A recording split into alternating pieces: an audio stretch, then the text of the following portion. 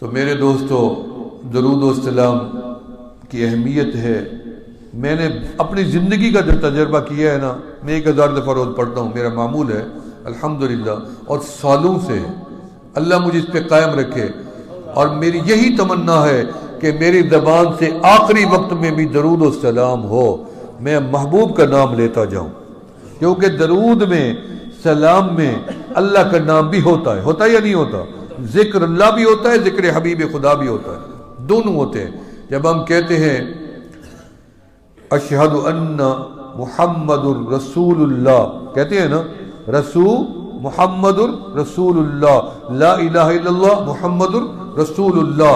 اللہ نماز کے اندر سبحانک اللہ پڑھتے ہیں، پھر آگے التحیات میں نبی کا نام، درود میں اللہم صلی علی محمد وعلی آل محمد کما صلیت علی ابراہیم وعلی آل ابراہیم انک حمید. یہاں بھی اللہ کا نام اللہم سے شروع ہوتا ہے، یہ پہلے اللہ کا ذکر پھر نبی کا ذکر آتا ہے.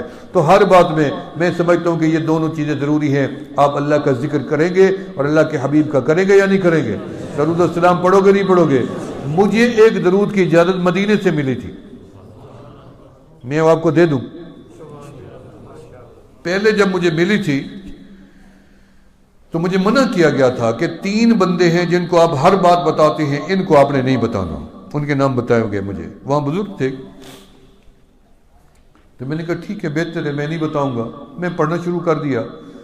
پھر جب میں گیا تو مجھے ایک بندے نے کراچی میں، ابھی پچھلے دنوں فوت ہوئے بیچارے، بہار کالونی کے شفیق بھائی تھے ہمارے، تو مجھے انہوں نے کہا کہ میں نے خواب دیکھا ہے کہ آپ ایک راستے پہ جا رہے ہیں اور آپ یہ درود پڑھتے ہیں اور ہاتھ ایسے کر دیں اوپر، ایسے کرتے ہیں. وہی درود جو مجھے مدینے سے اجازت ملی تھی. میں چپ کر گیا، میں نے اجازت نہیں دی، لیکن ان کو پتہ چل گیا. پھر جب میں مدینے گیا تو مجھے انہوں نے پوچھا کہ آپ نے کسی کو بتایا؟ میں نے نہیں بتانا چاہتا تھا لیکن ممانعت تھی. ایک بندے نے خواب دیکھ لیا تھا، اس نے مجھے وہ درود پڑھ کے سنا دیا. تو پھر مجھے فرمایا کہ اس کو اجازت دے دیں آپ جا کے. میں واپس آیا تو اس کو اجازت دی. پھر میں جب تیسری مرتبہ مدینہ پاک میں گیا، الحمدللہ یہ عاجز 40 سال سے مسلسل، اس سال میں نہیں جا سکا، مسلسل سالوں سے جاتے ہیں، حضرت بھی جاتے ہیں، بلکہ 1-2 دفعہ ہمارا اکٹھے بھی وہاں موقع بنا ہے. میں آپ کو بتاؤں کہ میں ایک دفعہ درود پڑھتا جا رہا تھا باب السلام سے، اتنی رش بھیڑ تھی، حج کا آخری دن تھے، حج کے بالکل قریب ترین 3, 4 یا 5 ذی الحج تھی، انتہائی رش تھا، ٹھہرنے کی گنجائش نہیں تھی. جیسے میں باب السلام میں داخل ہوا تو میرے اوپر گریہ طاری ہو گیا کہ میں کیسے حاضری دوں گا، کیسے منہ دکھاؤں گا آگے جا کے. میرے والد صاحب فرماتے ہیں میں 3 دن باب عمر میں بیٹھ کے روتا رہتا تھا کہ یا اللہ میں آپ کے محبوب کو کیسے منہ جا کے دکھاؤں، میں تو داڑھی سفید کیے پھرتا ہوں، میرا من تو ابھی بھی کالا ہے.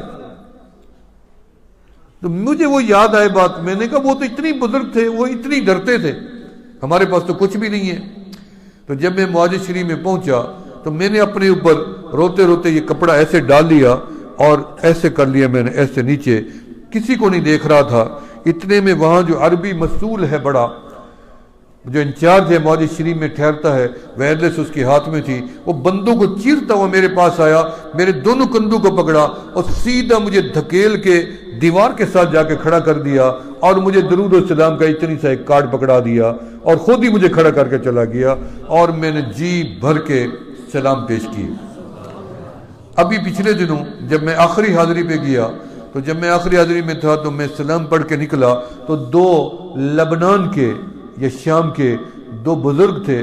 جب میں سلام پڑھ کے نکلا تو انہوں نے میری بازو پکڑ لی اور مجھے دوبارہ اندر لے گئے. جب اندر لے گئے تو سیدھا معاذ شریف کے پاس لے گئے، کہتے یہ کیا ہے؟ میں نے کہا معاذہ ہے، قبر رسول صلی اللہ علیہ وسلم ہے. انہوں نے کہا یہ گواہ ہے، ہم نے یہ خواب لبنان میں دیکھا ہے اور آپ کو دیکھا ہے اور اسی طریقے سے دیکھا ہے کہ ہم آپ کو باہر سے اندر لے آئے ہیں. آپ ہمارے سلام بھی پیش کریں اور اپنے بھی پیش کریں اور ہمارے لیے بھی دعا کریں. لبنان کے تھے معاذ شریف. اللہ آپ کو نصیب کرے، مجھے بھی نصیب کرے دوبارہ. تو درود و سلام جو مجھے اجازت ملی اور اس کی اجازت عام ملی، مجھے یاد نہیں رہتا، وگرنہ میں لوگوں کو دیتا بھی ہوں، کبھی مجھے بھول جاتا ہے. جب اللہ کی طرف سے ہوتا ہے میں بتا دیتا ہوں. تو وہ بالکل مختصر ہے، وہ ہے صلی اللہ علیہ وسلم. صلی اللہ پڑھتے جائیں، صلی اللہ علیہ وسلم. درود بھی ہے اسی میں، سلام بھی ہے، مکمل ہے. مختصر بھی ہے، ثواب سب سے زیادہ ہے۔ سارے پڑھتے جائیں صلی اللہ علیہ وسلم، صلی اللہ علیہ وسلم، صلی اللہ علیہ وسلم۔ انشاءاللہ پڑھتے جاؤ، آمنہ کے لال کا دیدار ہو جائے گا، تمہاری زندگی بدل جائے گی، دکھ دور ہو جائیں گے، بیماریاں دور ہو جائیں گی، شفا یاب ہو جاؤ گے، غم غلط ہو جائیں گے، تنگ دستی ختم ہو جائے گی، بے اولادوں کو اولاد ملے گی، جن کی شادی نہیں ان کو اللہ شادیوں کی بیویاں دے گی، نعمت ملے گی، اور جن کو جو مسئلہ ہو میں نے آزمایا ہے، درود کی برکت سے سارے کام میرے اللہ نے کر دیے۔ اطمینان سب سے بڑی چیز ہے، اللہ نے ہمیں اطمینان دے رکھی ہے۔ آپ بتائیں، رب کے گھر میں بیٹھے ہو، مجھے نہ دیکھو، کیا آپ کو اس مجلس میں اطمینان ملا یا نہیں ملا؟ سکون ملا یا نہیں ملا؟ یہ درود کی برکت ہے، یہ محفل کی برکت ہے، اور یہی طریقہ صحیح ہے درود و سلام کا جو ہم نے یہاں پہ منعقد کیا پروگرام، اور اللہ تعالیٰ اس کو قبول و مقبول فرمائے۔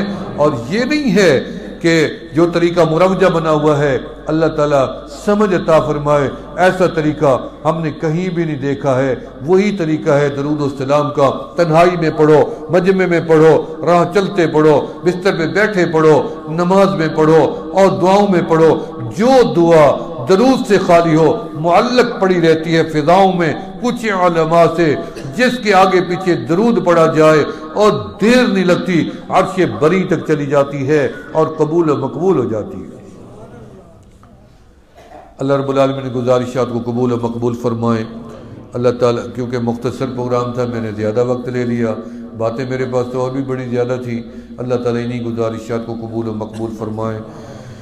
اللہ تعالیٰ ہمیں آداب شریعت نصیب فرمائیں، احترام نصیب فرمائیں۔ شریعت ہے، یاد رکھو، اس سے باہر نہیں نکلنا۔